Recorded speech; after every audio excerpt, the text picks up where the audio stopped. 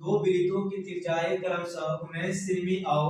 9 semi है, उस वृत्त की त्रिज्या ज्ञात कीजिए जिसकी परिधि इन दोनों वृत्तों की परिधियों के योग के बराबर है। तो बच्चों यहाँ पे जो क्वेश्चन कह रहा है वो कह रहा है आपके दो वृत्त है और दो वृत्त की जो त्रिज्याएं है वो त्रिज्याएं आपको दी गई है, एक है 19 सीएम और एक है 9 सीएम। और क्वेश्चन कह रहा है कि उस वृत्त की त्रिज्या ज्ञात कीजिए, जो बड़ा वृत्त बनेगा उस वृत्त की त्रिज्या ज्ञात कीजिए जिसकी जो परिधि होंगे ना वो परिधि आपको इन दोनों वृत्तों की परिधि की योग के क्या है तो बराबर है। तो बच्चों जैसे हम लोग यहाँ पे इस प्रकार से क्वेश्चन समझेंगे, जैसे मान लीजिए फर्स्ट वृत्त हो गया और ये सेकंड वृत्त हो गया और इस प्रकार से हमें क्या हो जाएगा, इन दोनों वृत्तों को जोड़ेंगे तो इनसे एक बड़ा सा वृत्त इस प्रकार का प्राप्त होगा। तो बच्चों यहाँ पे दिया गया है ये वृत्त जो है इसकी R1 और इसकी जो है R2 और यहाँ पे जो हो गया बड़ा R, यानी कि दोनों R1 और R2 को हम जोड़ेंगे तब जाके हमें क्या निकलेगा, तो बड़ा वृत्त की त्रिज्या मतलब कि बड़ा R यहाँ से प्राप्त होगा। तो यहाँ से जब बड़ा R प्राप्त होगा तो कह रहा है कि आप बड़े R जो निकलेगा ना इन दो वृत्तों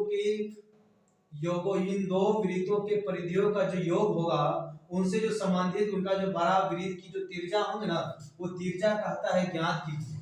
तो बच्चों एक क्वेश्चन बनाने के लिए दो चार नियम होते हैं, बट हमें यहाँ पे जो आपको एग्जाम में समय बचाएगा उसके लिए हम एक विधि से यहाँ पे हम इसको सॉल्व करेंगे। तो बच्चों जब इसका सोल्यूशन करने की बारी आएगी तो यहाँ पे लिखना है हल,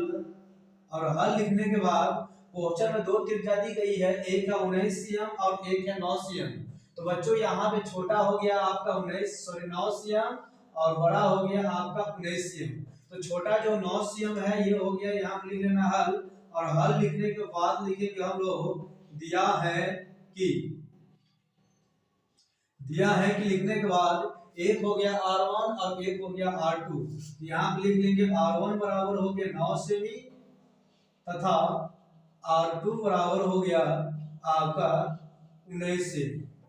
तो बच्चों यहाँ से ज्यादा समय नहीं लेते हुए हम लोग चलेंगे, प्रश्न लिखेंगे और क्वेश्चन कह रहा है कि इन बड़े वृत्तों यानी वृत्तों का परिधि, वृत्तों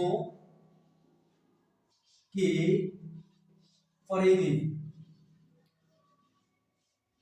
या परिधियों लिख सकते हैं बराबर, यहाँ पे हो जाएगा वृत्तों की परिधियों मतलब कि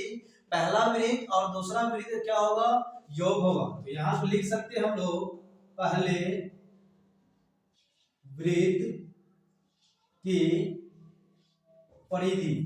पहले वृत्त की परिधि जो दूसरे वृत्त की परिधि। तो बच्चों यहाँ पे समझेंगे ये जो है वृत्तों की परिधियों मतलब कि बड़ा वृत्त का परिधि है, तो इसका जो हो जाएगा बड़ा R होगा, तो इसका फॉर्मूला होता है 2 पाई बड़ा R बराबर इसका हो जाएगा 2 पाई R1 जोड़ 2 पाई R2। तो बच्चों यहाँ से चलेंगे हम लोग देखेंगे सवाल की ओर, तो यहाँ पे आप देखेंगे इस सवाल में यहाँ पे लिखा हुआ है 2 पाई और 2 पाई, यहाँ दोनों में क्या है तो कॉमन है। तो यहाँ से हम लोग क्या करेंगे लिखेंगे 2 पाई बड़ा R बराबर 2 पाई, यहाँ से हो गया कॉमन और R1 जोड़ R2 लिख लेंगे। अब आप लोग चलिएगा ये देखिए 2 पाई से 2 पाई कट गया, अब ये बड़ा R बराबर R1 का वैल्यू देखिएगा तो हो गया 9 और R2 का वैल्यू हो गया वो हो गया 19, इन दोनों को जोड़ लेंगे और यहाँ पे लिखना है सीएम, तो बड़ा R बराबर हो जाएगा